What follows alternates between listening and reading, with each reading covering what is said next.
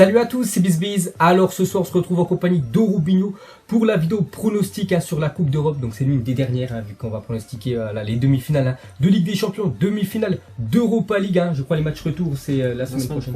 Donc nous déjà avant de commencer bien sûr on va parler de Betclic.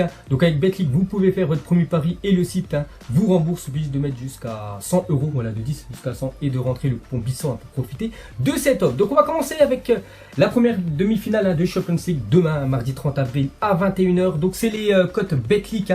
Donc déjà on peut voir que Tottenham, voilà, le match va se dérouler dans leur stade 2,50, match nul 3,35 et 2,85 pour l'équipe de l'Ajax Amsterdam. Donc toi à chaud, vu que là c'est vraiment à chaud, on avait déjà fait une vidéo comme ça il y a à peu près 3 semaines, mais là vraiment à chaud pour toi, qui va remporter tout simplement voilà, ce match. On parle vraiment du match aller, on parle pas de la qualification. Pour toi demain, qui va remporter cette rencontre? Victoire de Tottenham pour moi. Le match à domicile c'est très important. C'est en plus souvent les statistiques le montrent que l'équipe qui reçoit elle s'impose. Je dis pas qu'elle se qualifiera, mais elle s'impose en général à domicile, et malgré les absences qu'on connaît, les joueurs qui seront suspendus pour ce match, je vois quand même Tottenham s'imposer, alors que bon, l'Ajax a été hyper surprenant lors des 2 derniers tours, surtout à l'extérieur. Ils viennent pour jouer, pour marquer, donc certainement qu'ils arriveront à marquer, mais je les vois pas venir s'imposer. Et pour moi, ce sera même Tottenham qui gagnera ce match. Moi, je vais pas être du même avis que toi. Moi, je pars plus sur un match nul, voilà, avec une belle cote à 3,35, même pour 2,50, c'est quand même exceptionnel.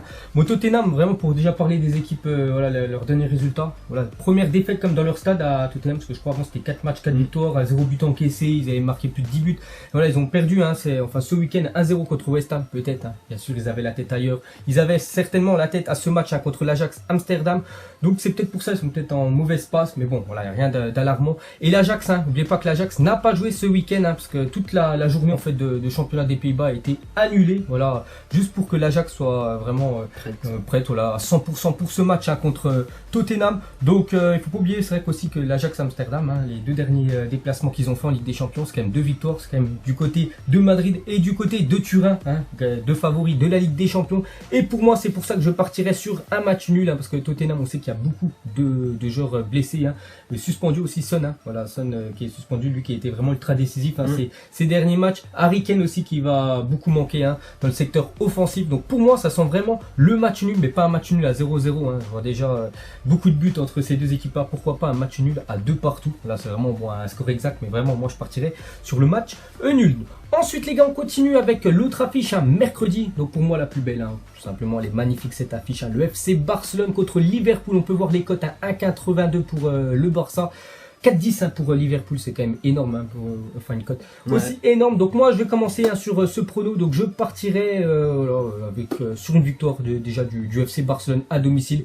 Ils savent qu'une semaine plus tard il y a ce déplacement en field qui va être très compliqué pour le Barça. Il faut essayer de marquer le plus de buts possible contre cette équipe de Liverpool qui a vraiment une défense en fer. Regarde Virgil van Dijk, je crois que ça fait plus d'1 an qu'il s'est pas fait dribbler, quand même, c'est une stat quand même incroyable. Et pour moi le Barça maintenant est champion. Voilà, le championnat c'est fini. Ils se concentrent vraiment à 100% sur cette Ligue des Champions. Ça fait quand même 3 ans qu'ils n'ont pas remporté. C'est le rival madrilène qui remporte à chaque fois cette compète. Et vraiment c'est l'objectif du club. En plus, il peut même faire le triplé s'il remporte la Copa del Rey. Donc pour moi le Barça avec une belle cote à 1,82, je les vois vraiment remporter cette rencontre. Qu'est-ce que t'en penses toi? Moi je parle sur le match nul. Pour moi c'est pas, ça me semble vraiment trop beau. C'est la cote du Barça. Je pense vraiment que les bookmakers ont sous-estimé Liverpool avec cette cote à 4,10. Je vois la défense du Barça, moi je vois surtout les contre-attaques que Liverpool peut avoir. Alors certes, on le sait tous, le Barça a ses repères sur le terrain, et en général il y a beaucoup d'espace quand même sur ce terrain, et là Liverpool, quand il y a des espaces, ils adorent ça. On l'a vu le tour précédent à Porto, mais surtout le tour encore avant le Bayern, du côté de Munich, c'était à peu près le même genre de match. Ça les a pas dérangés de jouer à l'extérieur, d'aller marquer 3 buts à l'extérieur. Donc pour moi franchement je ne sens pas super le Barça sur ce match aller. Je les trouve hyper favoris, et pour moi je ne sens pas, donc ça sera le nul. N'oubliez pas une petite stat là que je viens de penser du FC Barcelone. La dernière fois quand même qu'ils ont perdu quand même dans leur stade du Camp Nou, je parle en Ligue des Champions, c'était en 2013. Ils avaient pris un 3-0 je crois en demi-finale contre le Bayern Munich. Bon, ça fait plus de 6 ans quand même qu'ils n'ont pas perdu chez eux. Je crois qu'ils ont enchaîné que des victoires, seulement 3-4 matchs, mais ça fait aussi plus de 20 victoires. Mais pour moi, voilà, je pars quand même sur le FC Barcelone à 1,82. C'est vrai qu'elle est basse, hein, voilà, c'est quand même à prendre avec des pincettes parce qu'on sait que Liverpool, voilà, à tout moment, bien sûr, ils peuvent jouer en contre-attaque parce qu'à mon avis, c'est un attaque-défense ce match. Et tout va se jouer aussi pour Liverpool sur le match retour, mais pour ce match aller, pour moi, voilà, je vois vraiment le FC Barcelone, hein, voilà, remporter ce match et pourquoi pas avec une petite cote, le Barça gagne et Messi marque, hein, parce que là il est dans une forme sensationnelle, Lionel Messi. Donc voilà pour moi mes deux pronos, hein, de Ligue des Champions, ça sera match nul et une victoire du FC Barcelone. Ensuite, ça sera jeudi. Les matchs d'Europa League, on va commencer, déjà les deux matchs auront lieu en même temps. On va commencer avec Arsenal contre Valence. Qu'est-ce que t'en penses, toi? Un match vraiment indécis, puisque là, les deux équipes vont jouer quand même une bonne partie de leur avenir européen de la saison prochaine sur ce match-là, puisque les deux, maintenant, elles ont enchaîné quelques mauvais résultats sur les 2 dernières semaines et elles sont plutôt en difficulté dans leur championnat, alors que c'était plutôt pas mal parti pour Arsenal notamment. Mais les derniers résultats, depuis cette victoire face au Napoli justement, c'est des défaites pour Arsenal en première ligue. Donc la Ligue des Champions, elle s'éloigne aussi un petit peu. Pour Valence, il y a aussi cette défaite ce week-end qui les éloigne, c'est ça, qui les éloigne aussi de la Ligue des Champions. Donc c'est vraiment un match à fort enjeu après ce qu'a montré Arsenal sur les tours précédents à domicile. Surtout en Coupe d'Europe, c'est costaud. Quand même. Ouais, la même chose, hein, c'est vraiment costaud Arsenal en Coupe d'Europe. Hein. Bon, déjà contre Rennes, il y avait qui était venu perdre. Elle battait Borisov, et aussi Naples, hein. Naples qu'on a pris quand même deux du côté, voilà, du stade. De Arsenal. Donc pour moi aussi, un joueur de victoire des Gunners 1,92, c'est quand même une belle cote, hein, parce que bon, je suis pas confiant à 100%, mais je les vois vraiment s'imposer contre cette équipe, hein, de Valence. Et c'est vrai que ces deux équipes-là veulent absolument, voilà, remporter cette Europa League, parce que voilà, ils sont pas bien classés pour l'instant, ils sont pas qualifiés, hein, dans les voilà, pour les places qualificatives de la Ligue des Champions. Je crois Arsenal, ils sont 5e, hein, puis c'est compliqué parce qu'il y a déjà Tottenham, enfin on parle pas des deux, mais Tottenham et Chelsea, je crois qu'ils sont en meilleure posture.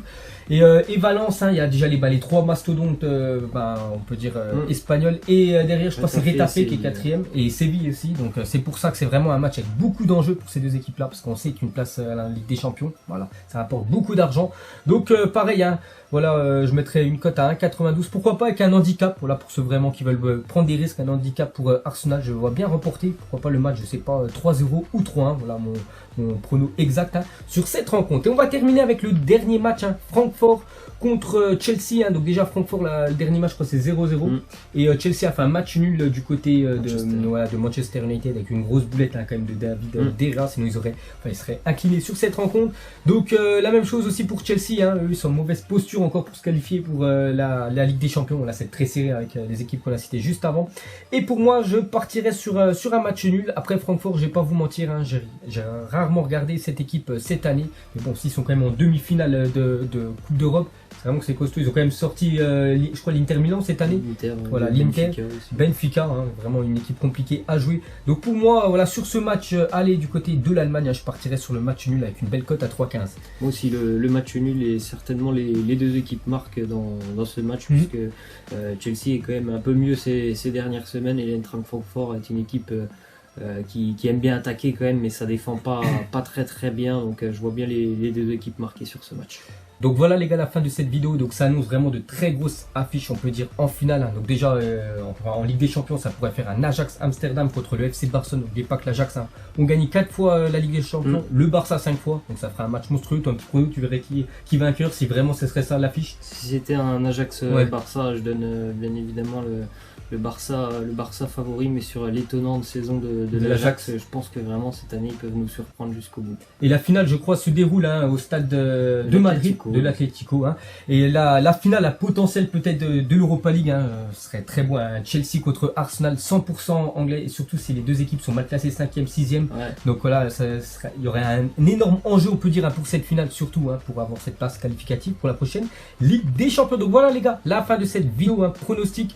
Donc on se retrouve déjà vendredi prochain pour les championnats. Il reste, c'est l'une des dernières, hein. Il reste un ou encore 2 vidéos à faire, et bien sûr la semaine prochaine, lundi prochain, pour les matchs retour, hein, de Ligue des Champions et d'Europa League. Ciao à tous. Ciao. Donc on l'a maquillé avec des mensonges.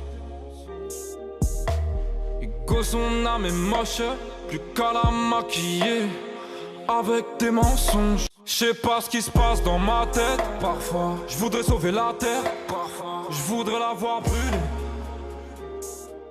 Ça va pas trop, je roule un terre. Trop de haine pour 9 mètres carrés. Tristesse, faut pas. La vie est moche, donc on l'a maquillée avec des mensonges.